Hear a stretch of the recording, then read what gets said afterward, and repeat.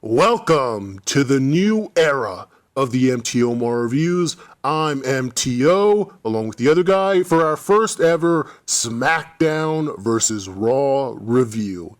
It's literally getting progressively worse. And it's not necessarily the booking that's getting worse, it's the actual shows themselves. Because they've buried their superstars so fucking far that we're at a point where I literally can't take anybody seriously. I was watching SmackDown last night, and I couldn't even take Bray Wyatt seriously anymore. Like, the cherry on top was just who they decided would be the number one contenders for the belts at SummerSlam. Like, the main selling points would be at SummerSlam. Pretty much put the nail in the coffin for me that it's just getting progressively worse even after the brand split. It's going to be Finn Bálor versus Seth Rollins in the main event of SummerSlam. Now tonight, Finn Bálor came out and attempted to cut a promo. I think that's what he was trying to do. It's kind of hard to tell because he really didn't do anything on the mic. He doesn't have any promo cutting technique. He doesn't have a catchphrase. The only thing that even resembled a promo was that he yelled the lines that he wanted people to cheer. But at least the crowd did give him a huge reaction. At least in my head they did. I mean, I think that's how it works. If I just imagine that he got a huge pop, then that means he did. I mean, oh my god, what a fucking horrible, like, he didn't even have to talk for me to just completely discredit him, completely. Even before this, Michael Cole towered over Finn Bálor. Michael Cole made Finn Bálor look like Spike Dudley next to Kane. If you don't see an issue with that being the main event of SummerSlam in his second match, I don't know what to tell you. Fuck almighty, what a fucking terrible promo. This is what first of all, it's not just what he said. He cut that same fucking bullshit promo that every fucking indie guy cuts about him deserving to be there, working hard over the years, all over the world, that same bullshit.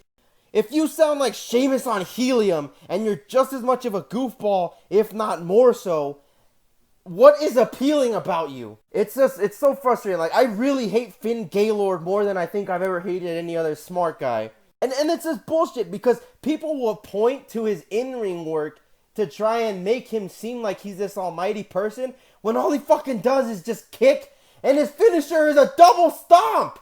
A double fucking stomp is his finisher. This guy weighs 195 pounds. This is so gay. Like, why Finn Bálor? Why do you like this guy? This guy fucking sucks, man. I heard everything that you said, but I'm going to have to counter with this. You're not a real wrestling fan.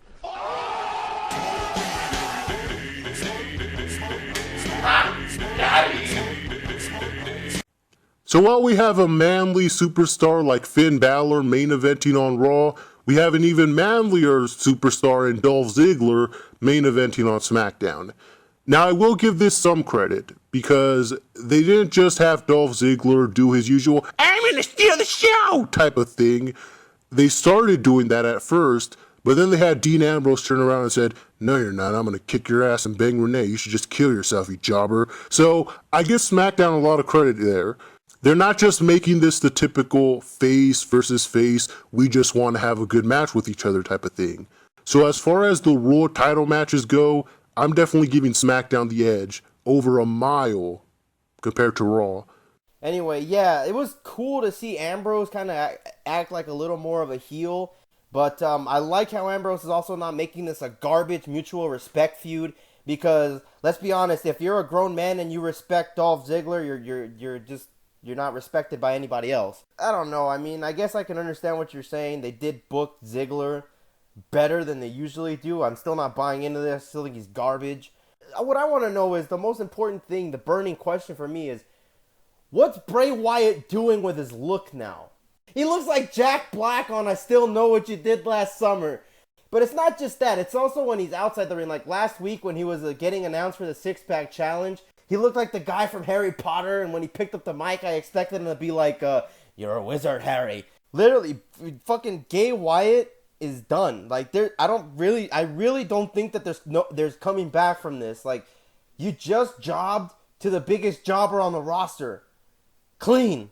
This is like the equivalent of him losing to Heath Slater. Like, if you're going to give Heath Slater a contract match, he has to face Bray Wyatt in a contract match. I think Heath Slater would be happy because he actually stands a chance of winning that match. Right now, I think the only way that they can redeem the Bray Wyatt character at this point is to replace him with Matt Hardy. Because not only is Matt Hardy better than Bray Wyatt, but he is the greatest wrestler of all time.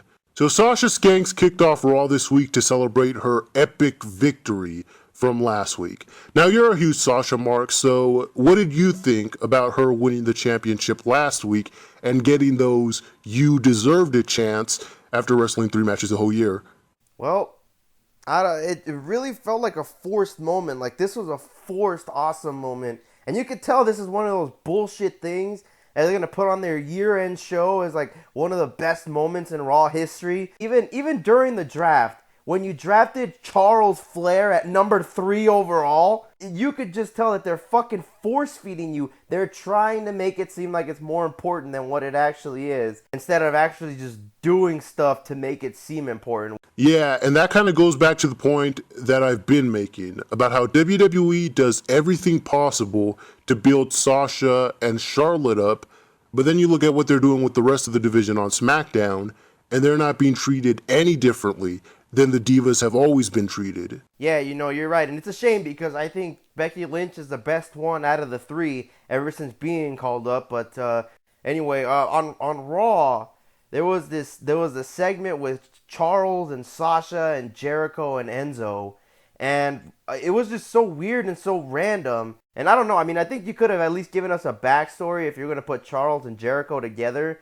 Like, say, I don't know, Charles and Jericho were changing in the men's locker room earlier in the night. I don't know, Charles points at Finn Bálor and says, "Ha, look, there's a girl in here. There's a girl in here, Jericho." And as for Enzo and Sasha, this also felt forced. It felt like they were both trying to be too cool. This segment just reinforced my point that Sasha and Charlotte should have been the only divas drafted to Raw, since they're obviously the only divas that Raw needs, along with Finn Bálor. So while Raw is only a 2-diva show, SmackDown is a show featuring 2 diva feuds. On one hand, we have Natalya versus Carmella. Before you finish there, now that you're talking about Fatalia, let me just mention this. Fatalia might be the worst heel that I've ever seen operate. I think you're right that Natalya doesn't work well with this gimmick, but I think if they gave her that nagging, jealous cat lady gimmick that she has on Total Divas, she would easily be the best heel in the company today. You know what? Maybe you're right. Maybe if they would market, then invest in a t-shirt that said TJ, that just said T, and then J, and then A. I think that would be a great marketing move by the WWE. Indeed, I don't know about you, but I personally would love to get my hands on a "Get Off My Property" Natalya t-shirt. But besides that, Becky Lynch appears to be starting a feud with Eva Marie.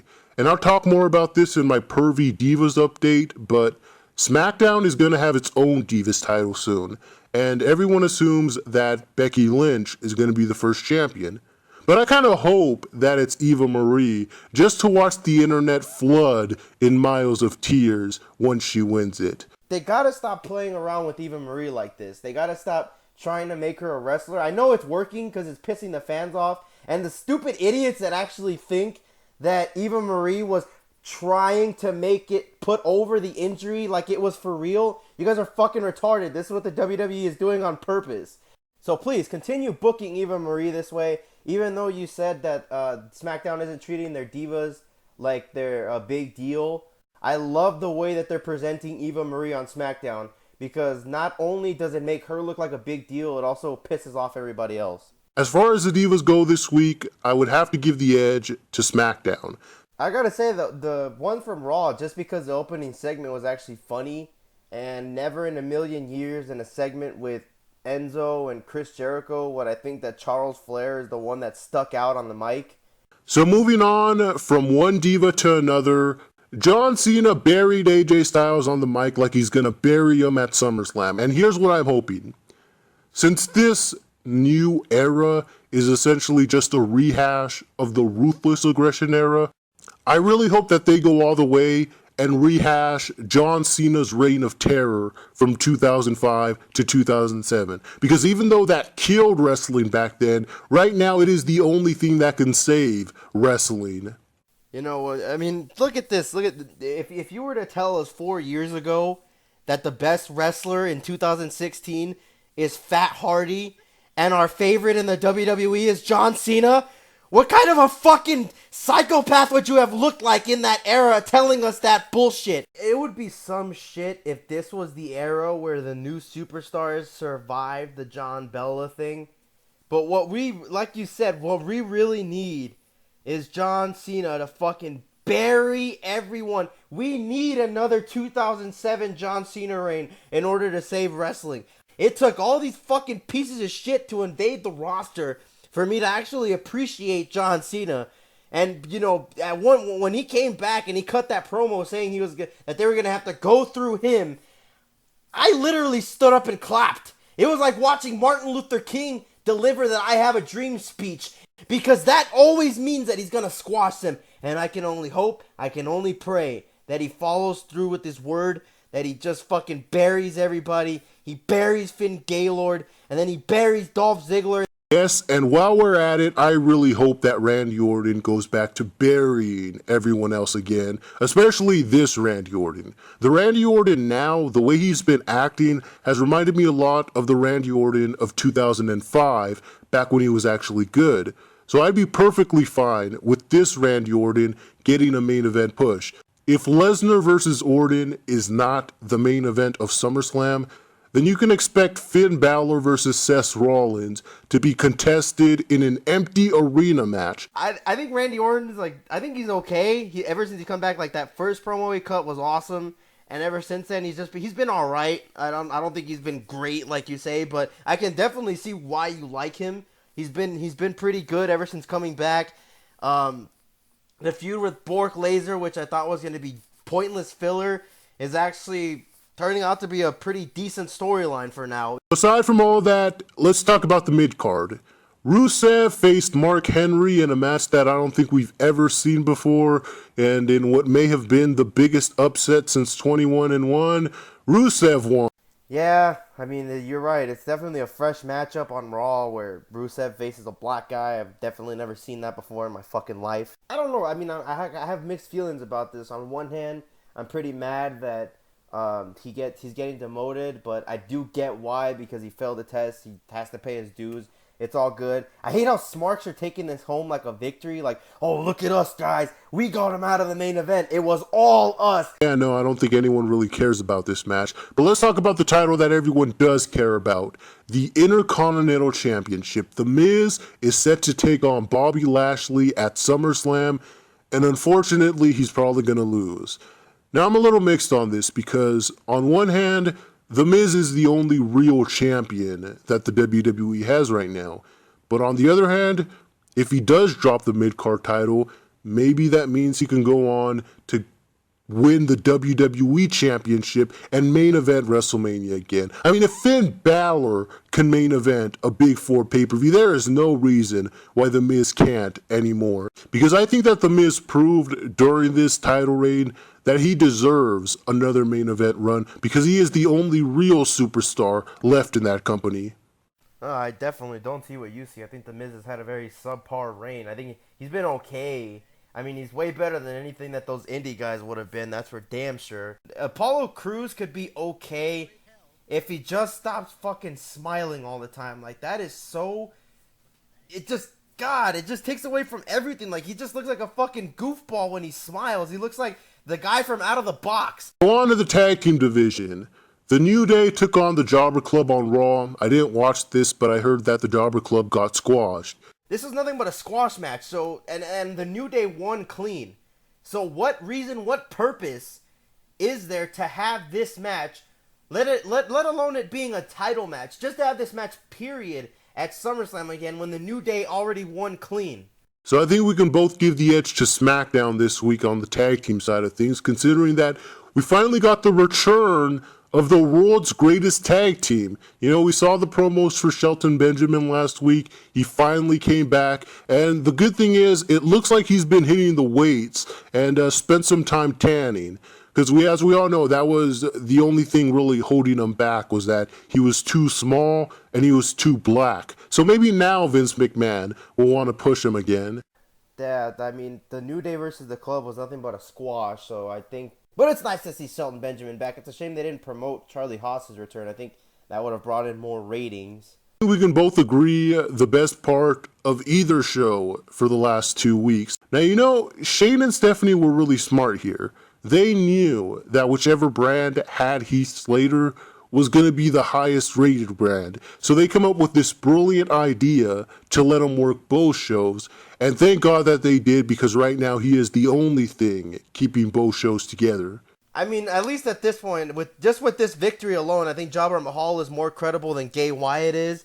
One thing that's stupid, though, is that Smarks are actually fucking burying this, and all it's supposed to be is a comedy act. It's not supposed to lead anywhere, like Smarks think that every single fucking feud, including the comedy feuds, should do. As far as SmackDown versus Raw this week, I'm going to have to give the edge to SmackDown. Their Divas division, their main event, their mid-card. They have all of that going on right now, and Raw has Finn Bálor. Case closed. I think Raw had the better week. Raw had the better show this week. Both shows still suck. Don't get us wrong. Like the product itself, it's getting progressively worse. We do it for you people. You did this! Pull this off! Yeah, pull off watching 3 hours of bullshit every week and then 2 hours the next day! Ah! Pull this off!